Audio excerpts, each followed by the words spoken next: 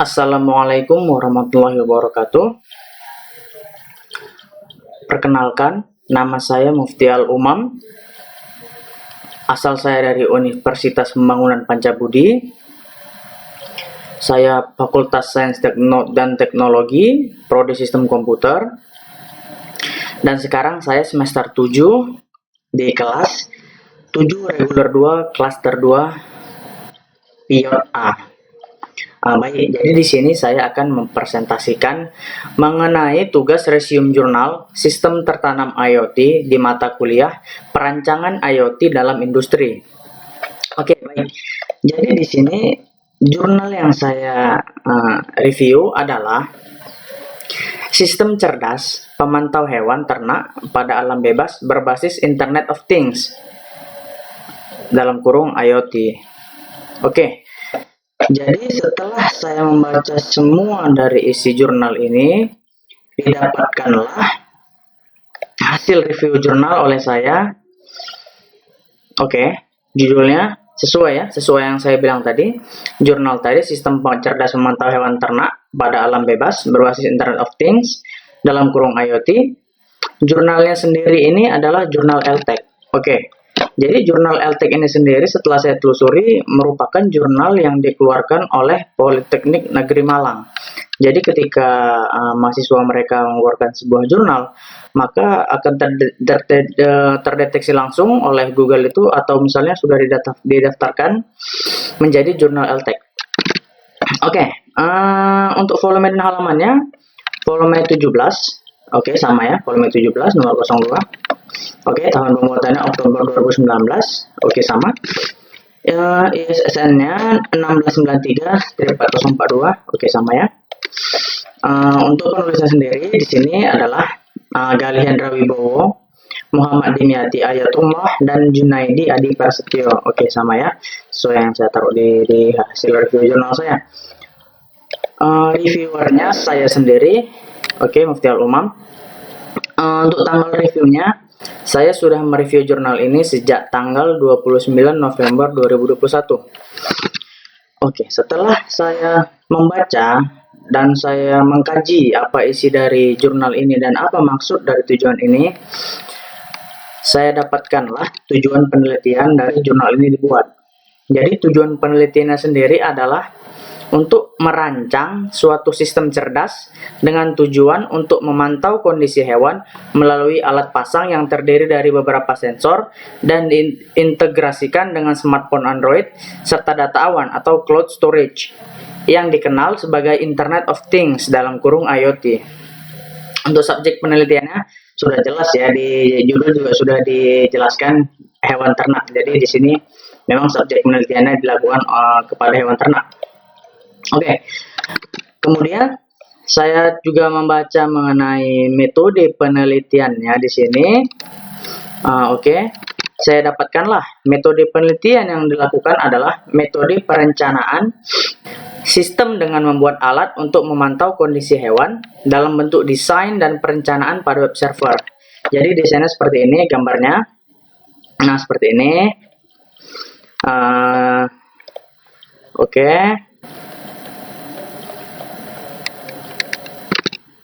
Jadi kalau misalnya merujuk kepada gambar tadi, bisa kita lihat bahwasanya jadi data acquisition, oke, langsung masuk kepada control system, mikrocontroller atau ditambah modul GSM. Oke, kemudian mereka akan masuk ke data center sebelum masuk kepada smartphone dari user itu tersendiri. Oke, kemudian setelah kita dapat metode penelitiannya, saya juga mendapatkan hasil penelitiannya. Jadi untuk hasil penelitiannya sendiri dapat menyimpan hasil alat sensor suhu, denyut jantung, dan lokasi dari hewan ternak pada web server secara real time. Dan data tersebut ditampilkan melalui aplikasi Android. Oke, kemudian ketika sudah saya baca semua, saya mengambil kelebihan dari topik yang diangkat ini. Untuk kelebihannya sendiri, Penggunaan alat monitoring dapat membantu peternak untuk memantau kondisi hewan ternak, mengetahui perubahan nilai melalui grafik yang tersedia pada aplikasi Android, dan dapat langsung melakukan tindakan antisipasi sedini mungkin jika terjadi hal yang tidak diinginkan pada hewan ternak. Jadi mungkin aplikasi ini sangat bagus karena dia akan memantau suhu yang ada pada di alam bebas itu kan. Jadi maksudnya kan jadi bisa para peternak ini dengan cepat memantau kondisi dari hewan-hewan ternak mereka gitu kan. Nah, jadi ketika saya sudah mendapatkan kelebihan topiknya tersebut, ada juga kekurangannya. Jadi untuk kekurangannya sendiri,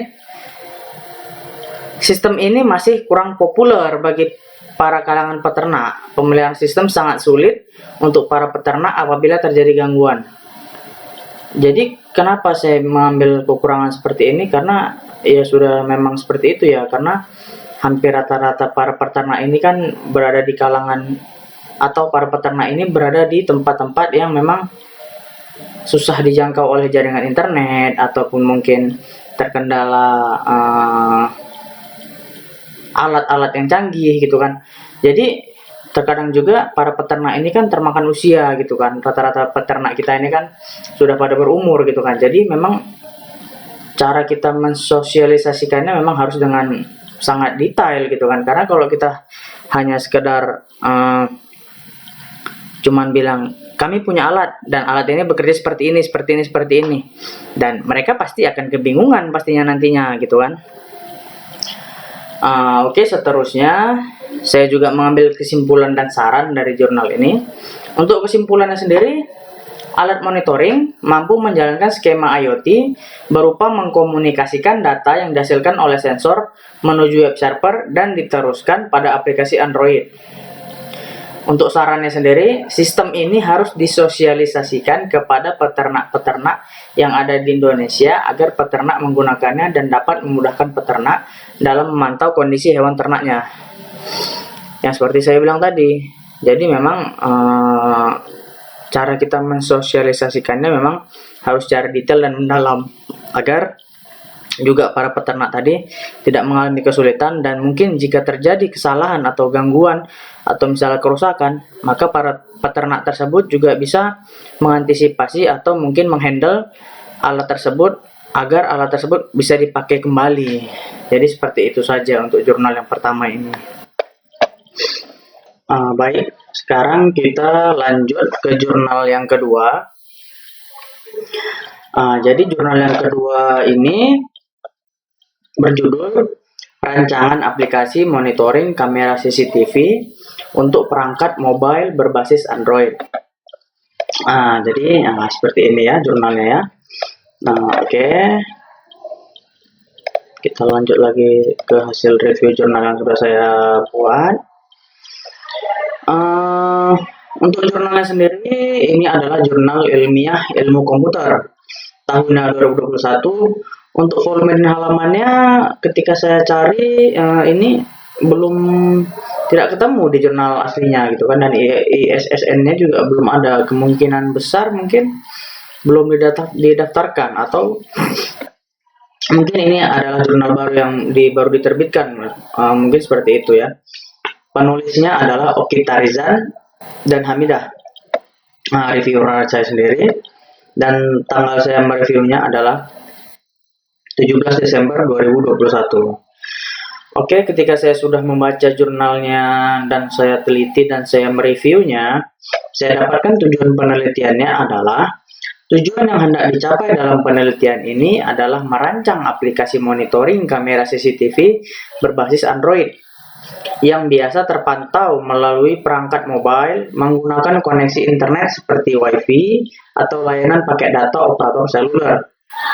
Untuk subjek penelitiannya sudah jelas ya, CCTV dan mobil Android. Karena yang diperlukan di sini memang alatnya ada dua gitu kan, CCTV dan kemudian mobile Android. Untuk metode penelitiannya sendiri, ada tahapan wawancara ya, seperti mengumpulkan kebutuhan ya untuk melakukan wawancara ya kepada karyawan-karyawan di dalam toko komputer. Studi pustakanya, penulis melakukan kajian pustaka untuk membantu dalam perancangan aplikasi. Penulis juga tak lupa mempelajari penelitian-penelitian sebelumnya dengan topik serupa sehingga dapat menjadi acuan yang tepat. Jadi seperti itu ya, ketika kita mau melakukan sebuah penelitian dan penelitian yang sudah ada dilakukan sebelumnya, memang kita harus melihatlah kepada jurnal yang telah ada sebelumnya sebagai acuan kita bagaimana kita membangun jurnal yang baru agar jurnal tersebut lebih baik dan lebih rapi pastinya gitu kan. Kemudian perancangan aplikasi. Merancang aplikasi dengan bahasa pemrograman Visual Basic ya, BASIC.NET dan Microsoft Access sebagai aplikasi database-nya. Jadi dia menggunakan Microsoft Access sebagai database.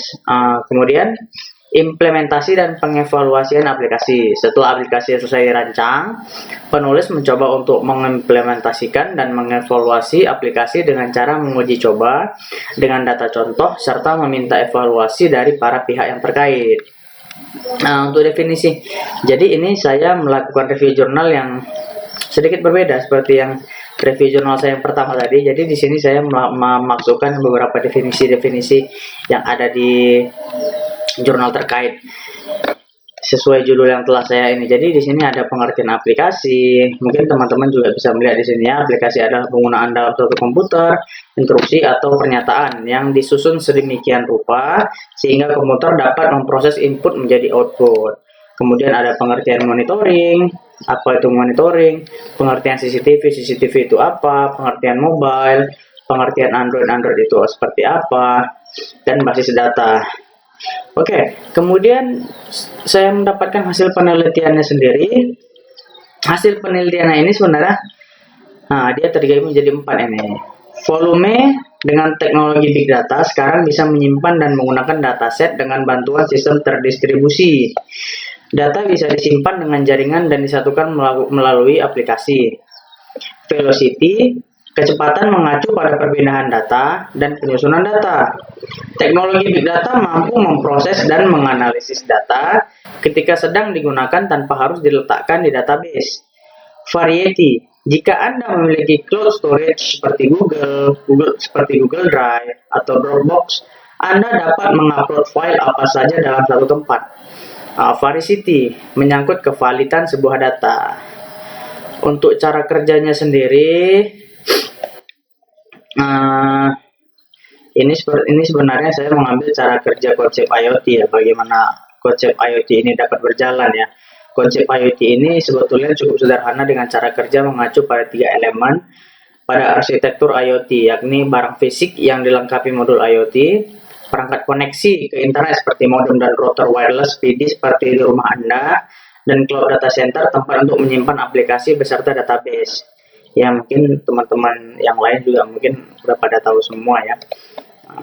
Kemudian saya dapatkan kesimpulan dari jurnal yang dibuat ini adalah 1. Perancangan aplikasi mobile monitoring kamera CCTV untuk perangkat mobile berbasis Android telah dilakukan dengan baik, walaupun mungkin masih banyak kekurangan di dalamnya. 2. Perancangan aplikasi mobile monitoring kamera CCTV untuk perangkat mobile berbasis Android ini dapat membantu pengguna untuk melakukan pengawasan atau monitoring dari jarak jauh. 3.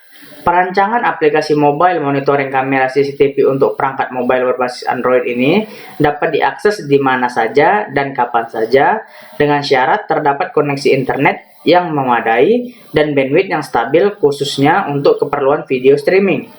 4. Rancangan fitur aplikasi ini mampu streaming video, merecording video, dan menampilkan image kapan saja mereka mau melihatnya pada perangkat mobile berbasis Android. Jadi sekian saja untuk review jurnal yang kedua. Mungkin saya akan menambahkan satu jurnal lagi ya, jurnal ketiga.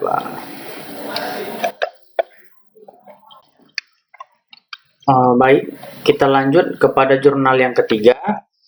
Jadi jurnal yang ketiga ini sekarang saya mengambil judul penerapan DevOps pada sistem tertanam dengan ESP8266 menggunakan mekanisme over the air. Jadi sebenarnya untuk jurnalnya sendiri ini judulnya mungkin masih sangat asing ya sama untuk saya sendiri ya. Jadi jurnalnya ini jurnal teknik energi elektrik, teknik telekomunikasi, dan teknik elektronika.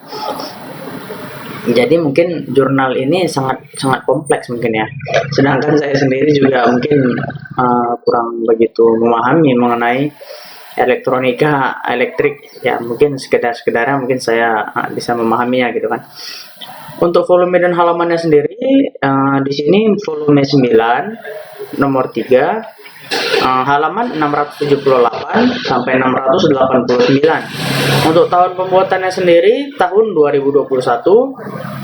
Dia memiliki sudah ISSN-nya sudah ada ya 2338 8323, ISSN-nya 2489 9638. Penulisnya adalah Aziz Wisnuwidi Nugraha, Imron Rosyadi, dan Fahmi Koirul Latif.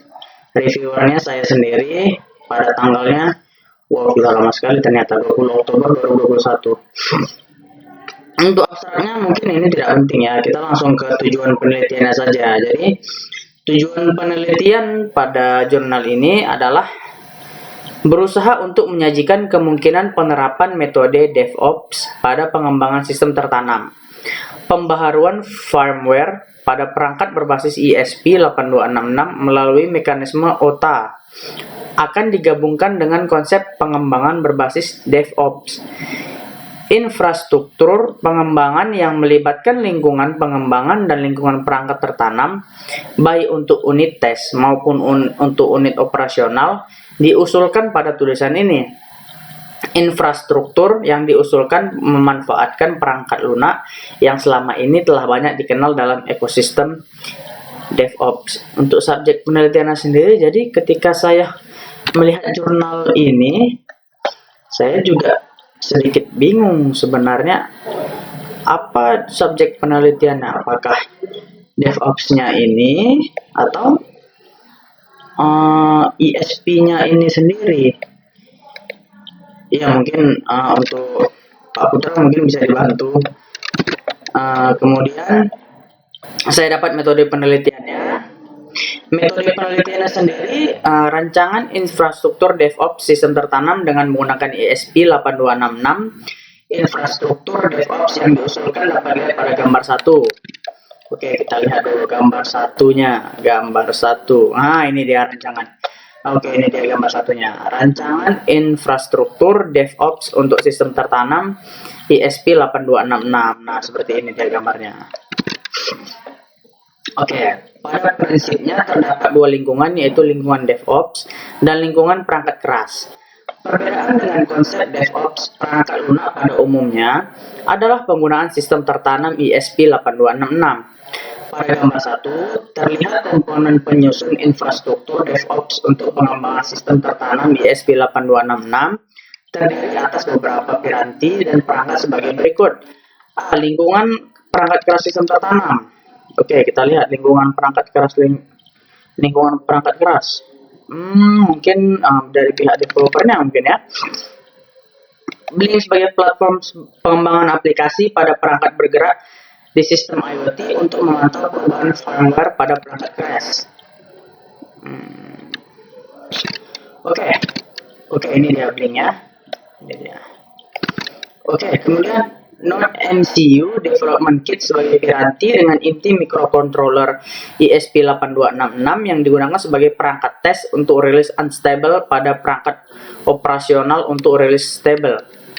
Node MCU, oke, ini ada dua ya, untuk yang stabilnya di atas dan unstable-nya di bawah. Ada lingkungan DevOps. Platform IO, bukan IO sebenarnya bacanya, IO, sebagai lingkungan pengembangan IoT yang bersifat open source. Platform IO gini ya. GitHub sebagai repository Git yang dapat digunakan untuk melakukan kolaborasi dalam pengembangan sistem. Oke, mana dia? GitHub. Oke, ini dia ya. Oke, kemudian saya dapatkan hasil penelitiannya adalah pada uji coba Pengembang akan membuat kode sumber yang akan dorong ke repository GitHub. Setelah kode sumber diterima oleh GitHub, secara otomatis akan ada pemicu Travis CI untuk menjalankan proses build and test, release, dan deploy.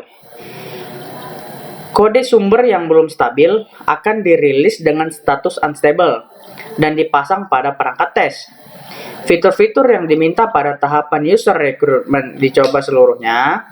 Ketika versi kode tersebut sudah dinyatakan lolos tahap pengujian pada perangkat keras, maka kode tersebut akan dirilis dengan status stable dan dipasang pada perangkat operasional. Oke, kemudian didapatkanlah kesimpulan dari jurnal tersebut adalah dari hasil uji coba terlihat bahwa infrastruktur DevOps yang diusulkan untuk melakukan pengembangan sistem tertanam berbasis ESP8266 telah dapat mendeteksi kesalahan dan berhasil melakukan proses hingga deployment ke perangkat. Lead time test menunjukkan waktu terpanjang terjadi pada proses build and test rata-rata 77,21 detik, sedangkan rata waktu yang dibutuhkan untuk proses deployment ke perangkat sebesar 1,41 detik. Hal ini menunjukkan bahwa proses upgrade firmware ke perangkat cukup singkat. Hasil ini menunjukkan bahwa penerapan DevOps pada sistem tertanam berbasis mikrokontroler terutama ESP8266 dapat dilakukan. Dengan menggunakan infrastruktur DevOps yang diusulkan, pengembangan sistem tertanam dapat dilakukan secara cepat. Perubahan user requirement dapat dengan cepat ditanggapi oleh pengembang serta dapat segera diterapkan pada sistem tertanam.